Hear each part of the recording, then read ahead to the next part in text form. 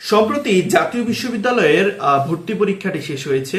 ভর্তি পরীক্ষা শেষ হওয়ার পরে যখন ভর্তি পরীক্ষার রেজাল্ট দিবে তখন সকল শিক্ষার্থী তাদের সাবজেক্ট চয়েস নিয়ে অনেক বেশি উৎফুল্ল থাকবে। কে কোন সাবজেক্টে ভর্তি হবে সেটা চিন্তা ভাবনা করবে তাদের রেজাল্ট অনুযায়ী। সাধারণত যাদের রেজাল্ট একটু ভালো থাকবে তারা সবাই চাইবে বেশিরভাগ ক্ষেত্রেই ইংরেজি সাবজেক্টটাতে ভর্তি হওয়ার জন্য।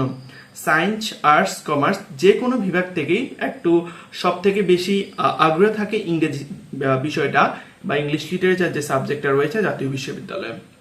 কিন্তু এই সাবজেক্টে ভর্তি হওয়ার পরে আমরা অনেক সময় দেখতে পাই অনেকেই এসে আমাদেরকে বলে 3 মাস, 4 মাস, 2 মাস, 5 মাস, এমনকি প্রথম বর্ষের পরীক্ষার আগেও এসে বলে যে ভাইয়া আমাদের হচ্ছে যে আমি ইংরেজি সাবজেক্ট আর পারছি না, আমার মনে হয় না আমি 4 বছর হচ্ছে এটা নিয়ে চালাই যেতে পারবো, আমি চাই এই সাবজেক্টটা চেঞ্জ করতে। তো তখন হচ্ছে যে আমাদের আসলে এই সাজেশনটা দেওয়া ছাড়া আর কোনো উপায় থাকে না যে আপনি পরবর্তী বছর হয়তো তুমি ভর্তি পরীক্ষা দিয়ে অন্য কোনো সাবজেক্টে ভর্তি হও, কিংবা হচ্ছে যে তুমি ডিগ্রিতে ভর্তি হইতে পারো। এই দুইটা সাজেশন ছাড়া আমাদের আর কোনো সাজেশন দেওয়ার থাকে না। তো যেহেতু হচ্ছে যে একবার ভর্তি হয়ে যাওয়ার পরে আর কোনো ভর্তি চেঞ্জ করা বা সাবজেক্ট চেঞ্জ করার সুযোগ নেই জাতীয় বিশ্ববিদ্যালয়ে বা কোনো বিশ্ববিদ্যালয়ে নেই।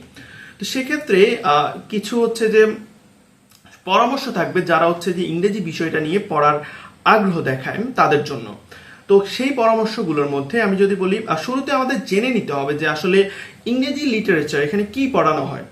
আমরা আমাদের যে 12 বছর আমরা যা পড়ে এসেছি ক্লাস 1 থেকে ক্লাস 12 পর্যন্ত, এইচএসসি পর্যন্ত, সেখানে বেশিরভাগ ক্ষেত্রে আমরা পেয়েছি হচ্ছে যে আমাদের গ্রামার পেয়েছি, আমরা প্যারাগ্রাফ লিখেছি, আমরা লেটার লিখেছি, এই বিভিন্ন বিষয়গুলো আমরা পড়ে এসেছি বা লিখে এসেছি।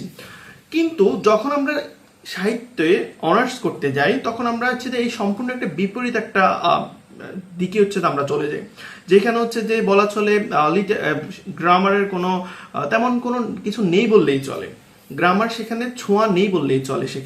সেখানে বেশিরভাগ ক্ষেত্রে পড়ানো হয়, বেশিরভাগ না পুরো 4 বছর ধরেই হচ্ছে পড়ানো হয় লিটারেচার, অর্থাৎ কবিতা পড়ানো হয়, কাব্য, মহাকাব্য, উপন্যাস, নাটক, গল্প, এই বিষয়গুলো হচ্ছে যে পড়ানো হয়। এবং এই বিষয়গুলোকে বিশ্লেষণ করে হচ্ছে যে আপনাকে পরীক্ষার উত্তর দিতে হবে।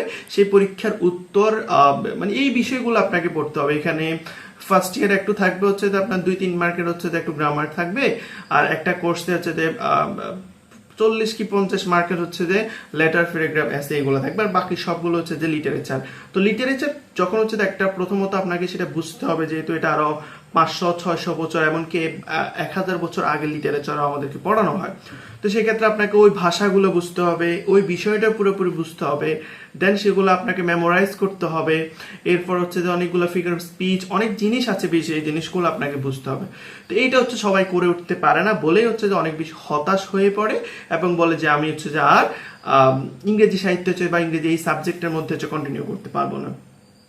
তো সেখান থেকে আমার হচ্ছে যে দুইটা পরামর্শ থাকবে হচ্ছে কাদের এই সাবজেক্টে, ইংরেজি সাবজেক্টে ভর্তি হওয়া উচিত আর কাদের উচিত না। তো প্রথমে যদি আমি বলি যে কাদের হচ্ছে যে ভর্তি হওয়া উচিত, এখানে মনে রাখবেন প্রথমত যাদের মুখস্থ বিদ্যা হচ্ছে অনেক ভালো, সে হচ্ছে মুখস্থ করে অনেক বেশি মুখস্থ রাখতে পারে, তাদের জন্য হচ্ছে যে এটা ইংরেজি সাহিত্য বিভাগ আমি মনে করি খুবই সহজ। যদি ইংরেজি সে মুখস্থ রাখতে পারে অনায়াসে হচ্ছে আপনি ভর্তি হয়ে যেতে পারেন ইংরেজি সাহিত্যে। দ্বিতীয়, যদি আপনার ফ্রি হ্যান্ড রাইটিং ভালো থাকে, আপনি যদি ইংরেজি নিজে নিজে লিখতে পারেন, বানিয়ে বানিয়ে লিখতে পারেন, তাহলে আপনার কোনো চিন্তা নেই, আপনি অনায়াসে ভর্তি হতে পারেন ইংরেজি সাহিত্য বিভাগে। এরপর আপনার যদি অনেক বেশি পরিশ্রম করার যদি একটি মানুষ, আপনি যদি মনে করেন যে আপনার মুখস্থ বিদ্যাও নেই, আপনার হচ্ছে যে ফ্রি হ্যান্ড রাইটিংও ভালো না, তাহলে কি আপনি ভর্তি হতে পারবেন না? আমি বলবো পারবেন। যদি আপনার পরিশ্রম করার অনেক বেশি, যদি সেই চাহিদা থাকে বা সেই ইন্টেনশনটা থাকে যে আপনি অনেক বেশি পরিশ্রম করতে পারবেন, তাহলে আপনি ভর্তি হতে পারেন। অন্তত প্রথম 2 বছর আপনাকে পরিশ্রম করতে হবে ইংরেজি সাহিত্যে ভর্তি হলে। এই জিনিসটা মাথায় রেখে আপনি ভর্তি হয়ে যেতে পারেন। অথবা আপনার লেগে থাকার যদি টেন্ডেন্সিটা আপনার মধ্যে থাকে তাহলে আপনি ইংরেজি বিভাগে ভর্তি হতে পারেন।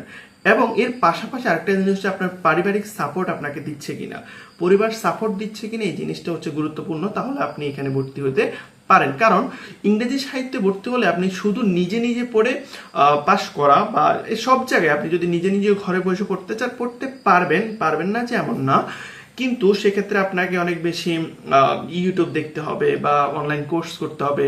আর যদি আপনি কলেজে আসতে পারেন, জাতীয় বিশ্ববিদ্যালয়ে এটা নিয়ম আছে, সবাই জানে যে প্রাইভেট পড়তে হয়, ইংরেজি অন্তত ইংরেজি অঙ্ক এগুলোতে যারা থাকে আর কি, যারা পড়ে। তো সেক্ষেত্রে আপনাকে হচ্ছে যে পারিবারিক সাপোর্টটা আপনাকে পেতে হবে। এবার আসে হচ্ছে যে কারা ভর্তি হতে পারবে না, বা আপনার শ্বশুর বাড়িতে হচ্ছে যে পড়তে পারবেন না অনেক ঝামেলার কারণে, তাহলে হচ্ছে যে আপনার আসলে উচিত না ইংরেজি সাহিত্যে ভর্তি হওয়া।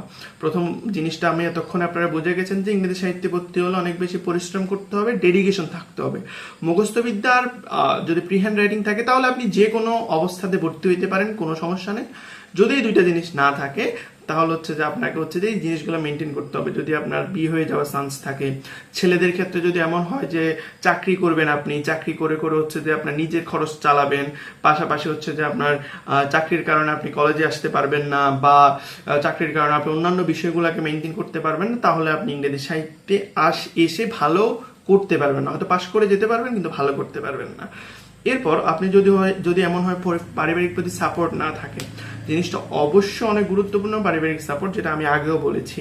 আপনার প্রাইভেট পড়া লাগতে পারে, আপনার অনলাইনে অনেক বেশি সময় দিতে পারে যদি আপনি প্রাইভেট না পড়েন, বা নিজেকে ডেভেলপ করার জন্য হচ্ছে যে আপনাকে অনেক বেশি সময় দিতে হবে, অন্তত প্রথম 2 বছর।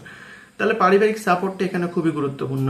তবে মোস্ট অফ দ্য কথা হচ্ছে যে একদম মধ্যা কথা যেটা, যদি আপনার মুখস্থবিদ্যা খুব ভালো থাকে এবং আপনি যদি ফ্রি হ্যান্ড রাইটিংটা ভালো থাকে কিংবা ভালো করার যদি আপনার করতে পারেন, তাহলে আপনি অনায়াসে ভর্তি হতে পারেন ইংরেজি সাহিত্যে। অথবা আপনাকে যে বিষয়গুলো বললাম সেই সবগুলো বিষয় মেনটেন করে হচ্ছে যে চিন্তা ভাবনা করতে হবে আপনি কি ইংরেজি বিভাগে ভর্তি হবেন কি হবেন না। আশা করছি এই ভিডিওটা অনেক বেশি আপনাদের সহযোগিতা করবে। তো পাশে থাকবেন। আসসালামু আলাইকুম।